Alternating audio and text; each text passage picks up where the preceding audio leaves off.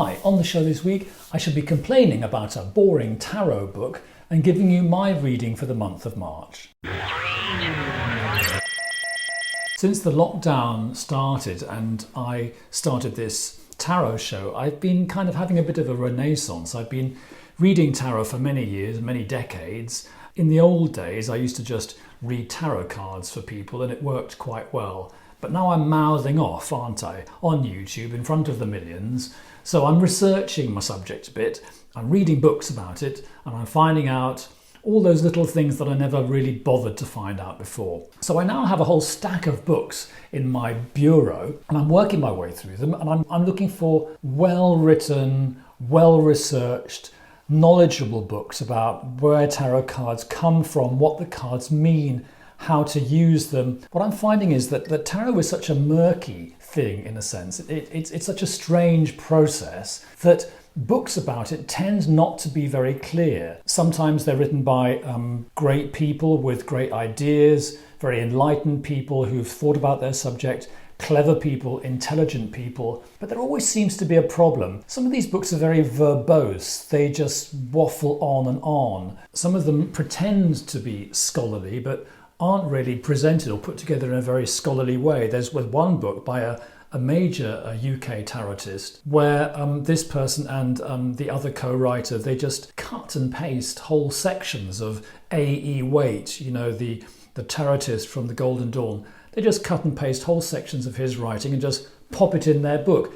And then to confuse you even more, they sometimes credit A.E. Waite and sometimes they just paste him into their text. And so half the time the book is written in strange Edwardian Victorian English, and half the time it's written in this chatty contemporary style, which is their real voice. My partner gave me a tarot book, a very famous and widely read classic of tarot literature for my birthday, and I started to read it. I won't say who it's by. I find it very verbose. I find it quite nice, but it's so waffly, and it's almost like you open the book and you just lose focus and you go into this great mound of words. I'll give you an example. I don't want to take the piss, but I'll give you an example of what I'm putting up with here. I wanted to find out about the court cards, so I looked up court cards, and this is a paragraph. It says, in readings, the court cards of each suit traditionally represent people who will influence the subject's life. While this is often the case, they can also symbolise the subject him or herself. Taken by themselves, that is, outside the context of specific readings, the 16 court cards provide a greater range of human character, either in a reading or by itself as an object of study. Any specific court card indicates a person having or expressing those qualities signified by that card. And I'm sorry, I just don't know what that means. I think what I long for is a tarot book that doesn't waste words and that, in a sense, tells you the minimum. Well, maybe not the minimum, because we have that in the little white books that they sell with tarot packs, but tells you something near to the minimum. So anyway, rather than carry on bitching, I've decided to write my own book.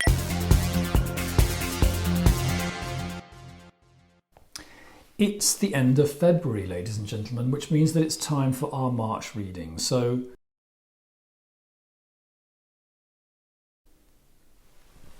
please give us a general reading for the month of March 2021.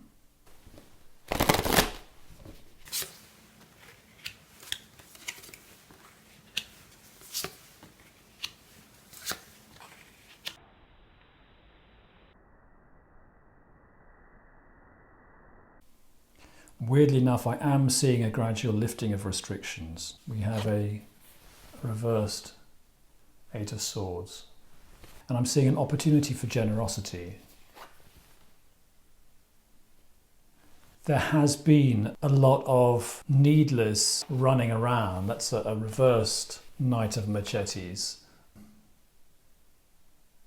The Knight of Swords is obsessed with winning, is obsessed with victory, but tends to favour conflict. In the process of looking for these wins, he or she tends to just create more of a problem. And this character, in this case, is reversed. So this desire to be right has been causing us all additional problems to the problems which we already have. And now we have the opportunity to calm down and just look after each other a little bit, to give. And also, it has to be said with the Six of Pentacles, to take a deep breath and just to receive, to make oneself available for help.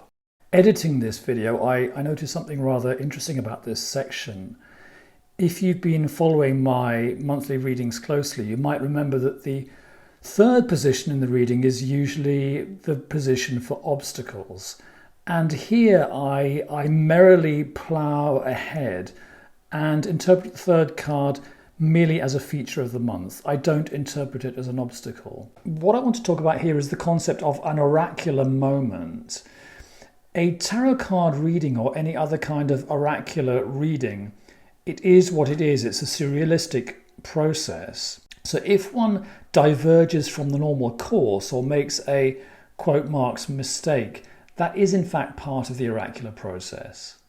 And as tarot readers, we tend to accept these glitches and divergences and just accept that this is what needed to be said at that moment. So I'm leaving this in. I'm leaving this as part of my vision for March 2021. The opportunities of the month: justice, rather mysterious. With the Justice card, one is always required to decide, to make a decision between right and wrong, to decide which course is the right course.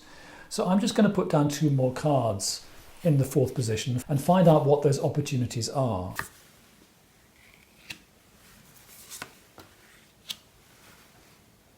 Nice. Okay. Well, what we've got is 10 of Pentacles and 4 of Cups. Now, the 4 of Cups is a card of sulking, I would say. It's the card of the spoilt person, the person who actually has opportunities, who has good fortune, but is somehow unable to appreciate that, and is in fact being offered further opportunities by the universe, by the good Lord, but is really too focused on their own sense of, you could say, entitlement, to realize that life is offering more adventures, more opportunities for growth and learning and happiness. We also have in the 4th position now the 10 of Pentacles. 10 of Pentacles is often something that you work towards. It is a coming home. It is a building of a home. It is an achievement of a secure structure, a secure world. That's a repaired world. That's a world that has been put back together and now functions again.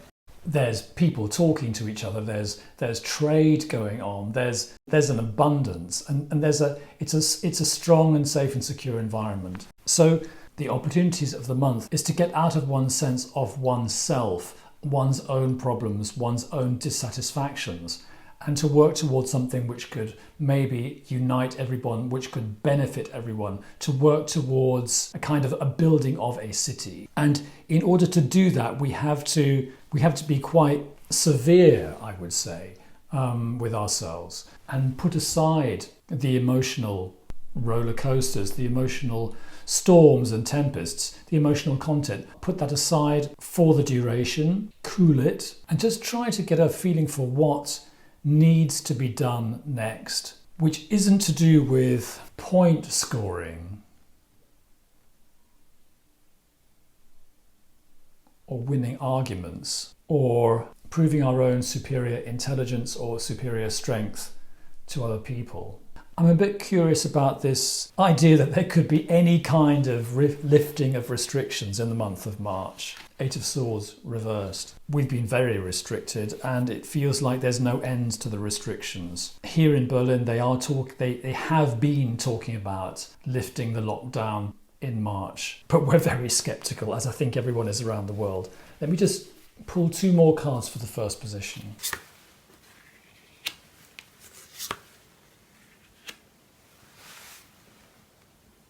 Okay, well, we have a reversed Hermit. Feels like less isolation, less loneliness, and similarly a reversed 9 of Batons or brooms in this deck. Less entrenchment, less jealously guarding our own position. I think the Nine of Batons is quite a lonely card.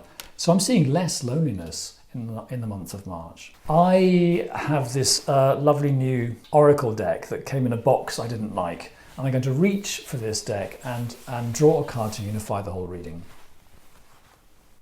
Okay, so what we have is Gathering Together, number 45. These are I Ching cards, and the artist has suggested some keywords here. We have massing, converging, unifying, assembling, combining forces. The sum is greater of the parts. That feels like the opposite of isolation. That feels like a coming together again after this fragmentation that we've been experiencing. I'll see if there are any moving lines in that hexagram. Yeah, so I've done my I Ching moving lines Fang, and I have found that there is movement in the hexagram, and it moves from Gathering Together to 39 obstacles.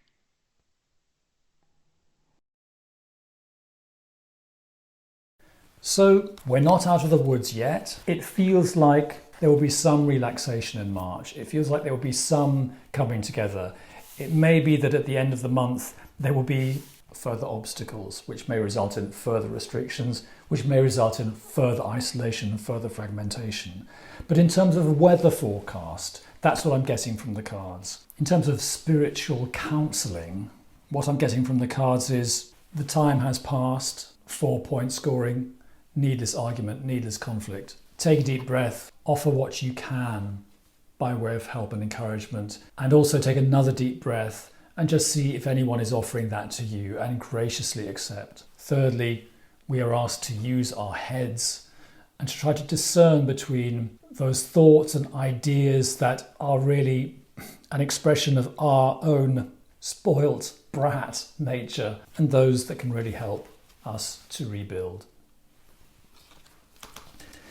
I'm Robert Farrar, you have been watching Tea and Tara, and I'm now going to stay in my studio for a few minutes and make my first TikTok video. That's how modern I've become. So look out for me there. I'll be there in the many millions and zillions of videos of personal trainers taking their shirts off and making funny jokes. I'll be there among all those people, offering my own take on tarot cards and the occasional odd word of advice. So stay well till next week when I'll be back with another video, a particularly interesting one. I'm inviting a skeptical friend round for a tarot reading.